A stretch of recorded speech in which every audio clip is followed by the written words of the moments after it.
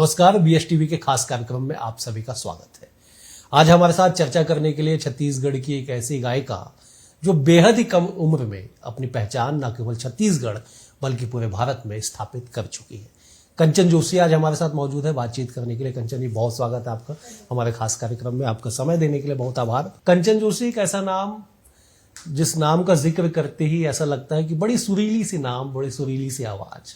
जरा एक बार कुछ अपने बारे में बता दीजिए, कुछ गा के सुना दीजिए। मुरबरले देना राजा लाली लुगरा रुंझुन पैरी सोन के नथनी बड़ कंजूस हस मोर मयारू का काम बुता बर बिहाए हस। ये गाना आप सबने बहुत पसंद किया, बहुत बहुत थैंक यू। कैसे शुरुआत हुई गाने की? मैं बचपन में गुनगुनाती थी और शिक्षा संगीत में बचपन में मैं शिक्षा नहीं ले पाई थी। और फिर स्कूलिंग में जब मैं 12वीं में थी तो एक स्कूल कंपटीशन हुआ था जिसमें मैंने पार्टिसिपेट किया था। तो वहाँ सुन के मेरे गुरुजी है रंजीत बोस, उन्होंने शायद कहीं से सुना मुझे, तो वो फोन किए और मैं उनसे मिलने गई। फिर वो मुझे सिखाते थे और अपने ग्रुप में गवाते थे। कौन सा गाना आप स्कूल में गाई, याद है आपको? हाँ, ए मेरे वतन के लोगों। अच्छा। पहले ऐसा ही होता था, मतलब बहुत सारे गाने स्टेज में मैं प्रेजेंट नहीं कर सकती क्योंकि प्लेटफॉर्म वैसा नहीं था। स्कूल में मैं बाकी गाने नहीं गा सकती थी। अरे मतलब ये बड़ा इत्तेफाक है कि और भी कई सिंगर से, कलाकार से हमारी बातचीत होती है तो मोस्टली लोग कहते हैं कि स्कूल में देशभक्ति गाना गाते थे। ऐसा क्यों? अब ऐसा क्यों तो पता नहीं, लेकिन हमारी मेंटेलिटी थी उस वक्त कि कुछ भी गाना नहीं गा सकते क्योंकि वहां पे टीचर्स बैठे हैं, आदरणीय बैठे हैं, तो उनके सामने कुछ भी गाना कैसे गा सकते हैं? प्यार मोहब्बत वाली चीजें उनके सामने नहीं निकल सकती। फिर भी बहुत सारे गाने होते हैं, लेकिन देशभक्ति गाना स्कूल में इतना ट्रेंड क्यों? पता नहीं। अच्छा, ये ठीक था कि पता नहीं, जो होगा होगा, हमने फॉलो कर लिया। सब गाते हमने भी गा लिया भाई। पहला ब्रेक कब मिला? 2017 में, 18 में। कैसे?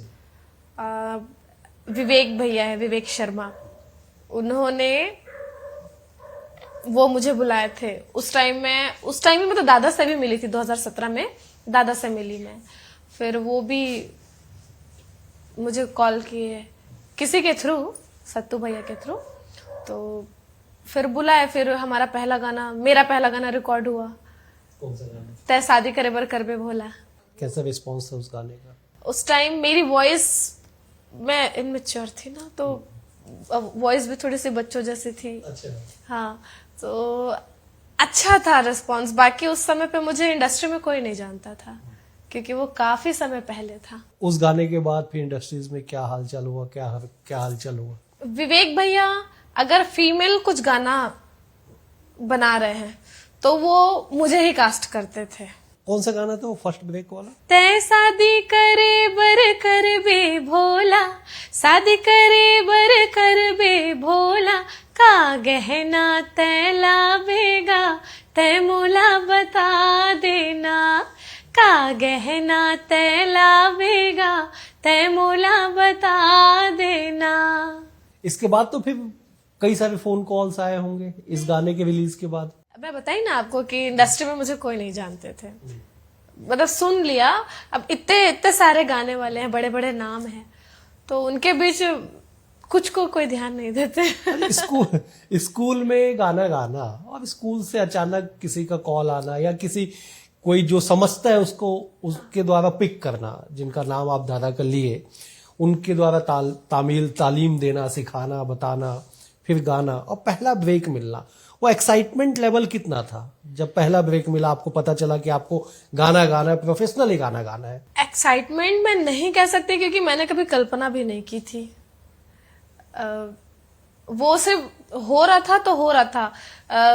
मतलब खुशी थी इस बात की कि जिसको मैं बहुत पसंद करती हूँ, तालीम तो मैंने कभी लिया नहीं, लेकिन जिस चीज को करना मुझे बहुत पसंद है वो करने का मौका मिल रहा है मुझे। एक्साइटमेंट नहीं थी, खुशी बहुत थी। कितने देर का गाना था वो? शादी करे बर? 5 मिनट, 4 मिनट? 5 मिनट। एक्चुअली वो पारंपरिक है, जिसको रिक्रिएट नहीं, मैं इसलिए समय ड्यूरेशन उसका पूछ रहा हूँ, उसको रिकॉर्ड करने में कितना देर लगा? अच्छा वो खुशी, एक्साइटमेंट इसलिए पूछ रहा हूँ। क्योंकि वो मेरा पहला गाना था, तो मैं बहुत डरी हुई थी, क्योंकि मैं कभी स्टूडियो माइक कभी फेस नहीं की थी, और शायद मैंने देखा भी नहीं था स्टूडियो। अचानक एंट्री हुई होगी स्टूडियो में, कैसा लगा? मतलब एकदम पूरा कुछ नहीं, स्क्रीन कुछ नहीं, मतलब सिंपल सा एक माइक रखा हुआ है सामने। बहुत डर था कि मैं कर पाऊंगी कि नहीं। आपने मुझ पे भरोसा किया कि मतलब मैं गाऊंगी, बट मैं उस पर खरी उतरूंगी या नहीं। बहुत टेंशन था, जितना मैं गाई नहीं उससे ज्यादा तो मुझे टेंशन था कि मैं जो कर रही हूँ आपको पसंद आ रहा है या नहीं, या आप इरिटेट तो नहीं हो रहे, क्योंकि बहुत समय लगा था। मैं वही, कितना देर लगा? मैं इसलिए क्योंकि बहुत सारे नए बच्चे, बहुत सारे नए कलाकार जो उस फेज को, उस टाइम को फेस करते हैं कि एक गाने के लिए दिन भर रिकॉर्डिंग, 2 दिन रिकॉर्डिंग चल रही है और कंप्लीट नहीं हो पा रहा है, नर्वसनेस रहती है अंदर, बहुत सारा हेजिटेशन रहता है। उसलिए मैं पूछ रहा था कि नए बच्चे अगर सुने आपकी बातों को तो उनको थोड़ा सा मोटिवेशन मिले। मुझे जहां तक याद है 3-4 घंटे मुझे लगे थे उस गाने को गाने में। अभी कंप्लीट जब हो गया गाना, तब खुशी कितनी? बहुत मेरे कॉलेज में सबको पता चला। कॉलेज में तो वैसे गाती थी मैं, लेकिन रिकॉर्डेड आना वो बहुत बड़ी बात थी मेरे लिए। और फिर वो गाना कितने दिन बाद रिलीज हुआ आपने जब रिकॉर्ड किया? तो 15 दिन बाद। वो 15 दिन में क्या आपकी फीलिंग्स रही उस गाने के रिलीज डेट को लेके या रिलीज होने को लेके? इंतजार था, मैं किसी से शेयर नहीं करती।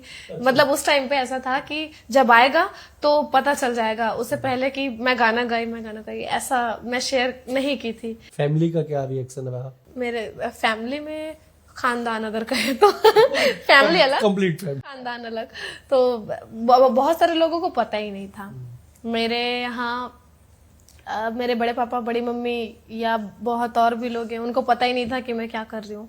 मेरा बड़ा भाई, वो मुझे लेके जाता था, और क्लास मतलब वो लेके जाता था, वो लाता था, और घर में किसी को पता नहीं था। मतलब मेरे घर में मुझे मैं बताई कि मुझे ऐसा ऐसा करना है, तो मेरे घर से मुझे ये जवाब मिला कि अच्छे घर की लड़कियां नहीं करती है। तो मैं अपने घर वालों को समझाई ये अच्छे घर की लड़कियां क्या होती तो उनका कोई रिस्पांस नहीं था। तो फिर मैं अपने भाई से बोली कि भाई ऐसा ऐसा बोल रहे हैं, तो वो बोला तू मत बता। ये ठीक है कि नहीं बता दे, मत बता, जब अगर कुछ अच्छा हो जाएगा तो पता ही चल जाएगा। हाँ, तो वो मुझे लेके ले जाता था, और जब सब चीजें हुई, जब मार्केट में सब लोग मुझे जानने लगे, तब मेरे घर वालों को पता चला। अब क्या रिएक्शन रहता है घर वालों का? अच्छा रहता है, अब प्राउडली बताते हैं। अच्छा, और फिर पूरा खानदान बताता है। पहले सारे लोग मतलब मना करते थे। तो अब पूरे खानदान का क्या रिएक्शन है? कंचन जोशी बड़ी खूब सारी गाने गा रही है, खूब फेमस हो गई, अब तो ढूंढ ढूंढ के रिश्ते निकालते होंगे। हाँ कि वो है ना, वो हमार फलानी के बेटी हरे, तब फलाना के बेटी हरे, ऐसे मतलब। अब तो बहुत सारे आपके क्लासमेट भी बन गए होंगे कि वो मेरी क्लासमेट है, वो कंचन जोशी जो गाना गाती है वो मेरी क्लासमेट है, या मैं उसके साथ पढ़ी हूँ, मैं ओला जानता हूँ।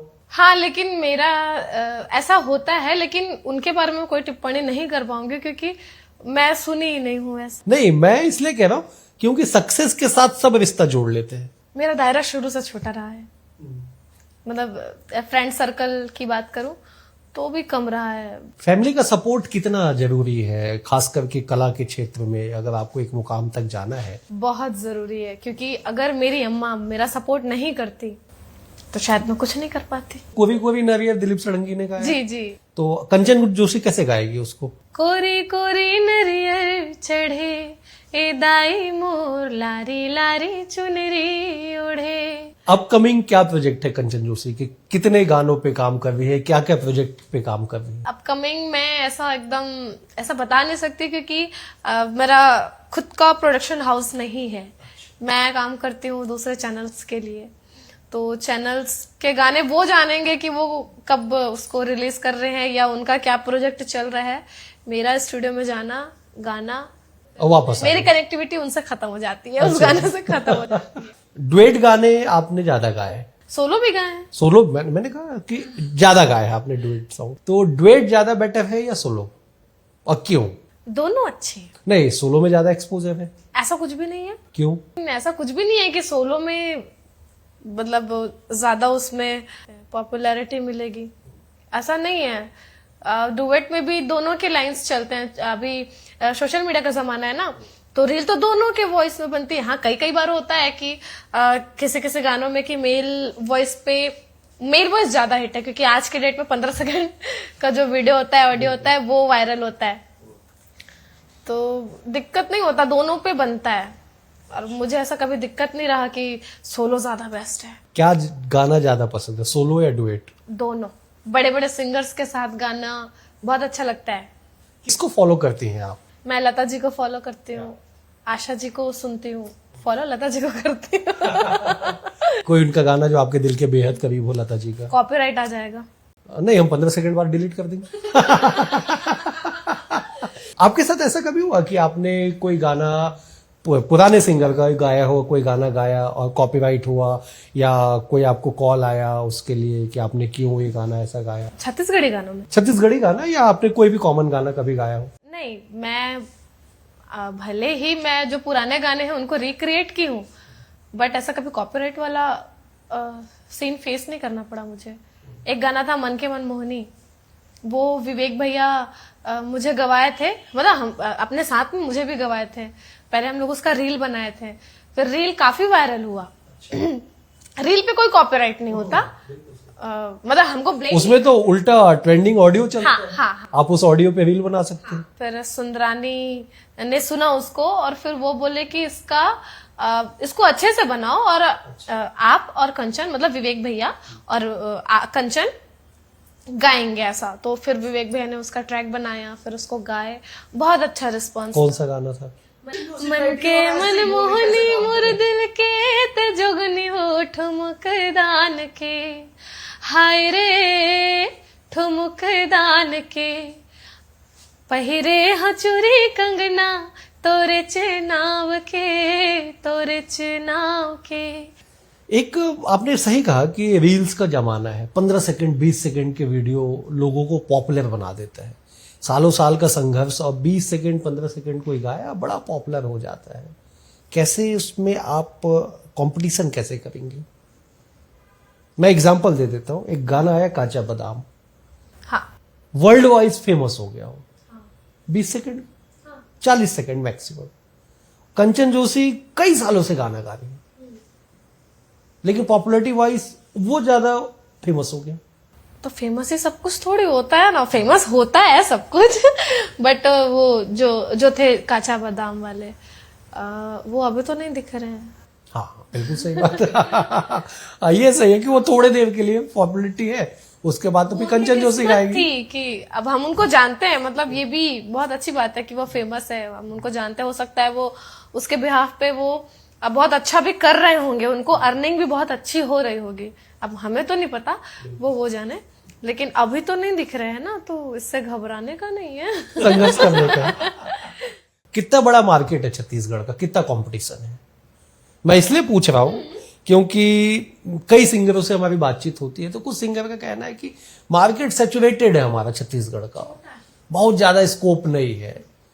तो कितना कंपटीशन आप मानती हैं? है कंपटीशन, बट ठीक है, सब अपना अपना कर रहे हैं, मैं भी कर रही हूँ बस। और ऐसा कभी फील नहीं कि कंपटीशन, आप हमेशा अपने आप को अपडेट करने पे फोकस करेंगे ना। कंपटीशन तो वो चलता रहता है, अपने आप को अपडेट कैसे करोगे उस पर फोकस करती हूँ। आप जो गाना गाती है, आपका फैमिली बैकग्राउंड कोई ऐसा बहुत रिच बैकग्राउंड नहीं है कला के क्षेत्र से? ऐसा कोई बड़ा बैकग्राउंड आपका नहीं है फैमिली का इतना बड़ा कोई नाम नहीं है। ऐसे में एक इंडिविजुअल आइडेंटिफिकेशन बनाना, कंचन जोशी आज कंचन जोशी है, वो किसी बड़े कलाकार की बेटी नहीं है, बड़े कलाकार की बहन नहीं है। तो इस कंचन जोशी को अपना नाम बनाए रखने के लिए कितना संघर्ष करना पड़ता है?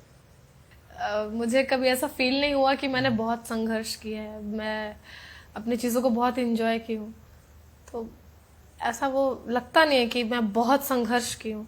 और अभी भी ऐसा है कि देने वाला ऊपर वाला है, वो दे दी। इसकी उम्मीद नहीं थी।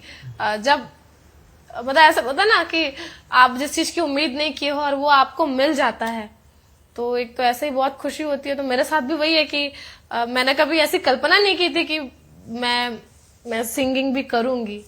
मेरा लाइन बहुत अलग था, वो मैं इस लाइन में इत्तेफाक वश आ गई। तो क्या करना चाहती थी कंचन जोशी? मेरा ऐसा था, क्योंकि मैंने तो संगीत सीखा नहीं था, मुझे पता नहीं था, इवन ये भी नहीं पता था कि इसमें पढ़ाई भी होती है। इसका पर्टिकुलर एक कॉलेज भी होता है, ये भी मुझे नहीं पता था। तो उससे पहले नॉर्मल थी, मैं नौकरी करूंगी। ये भी था दिमाग में, शायद गवर्नमेंट जॉब तो नहीं मिल पाएगी, उतनी टैलेंटेड हूं नहीं मैं।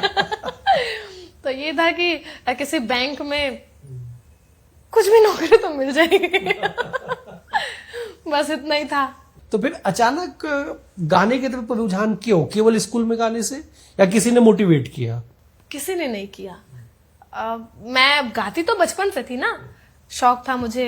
इंडियन आइडल, सारेगामापा, ये सब देखती थी मैं। अच्छा। और विजुअलाइज भी होता था कि मैं वहां पे खड़ी हूँ। अच्छा। जो चीजें आपको पसंद है तो आप वैसा सोचते हैं ना। हाँ, बिल्कुल। तो बस वैसा ही था। तो मुंबई, एक कहा जाता है कि कला के क्षेत्र में मुंबई जो है वो हेवन है, मतलब स्वर्ग है। वहां जाने की इच्छा सबकी होती है। हाँ। कितनी सच्चाई इसमें? 100%। तो कंचन जोशी क्या मुंबई का रुख करेगी? ख्वाहिश तो है, लेकिन अब पता नहीं। अब इस बहुत ज्यादा मतलब ये कि सोचती नहीं हूं मैं सारी चीजें मैं ऊपर वाले पे छोड़ देती हूँ।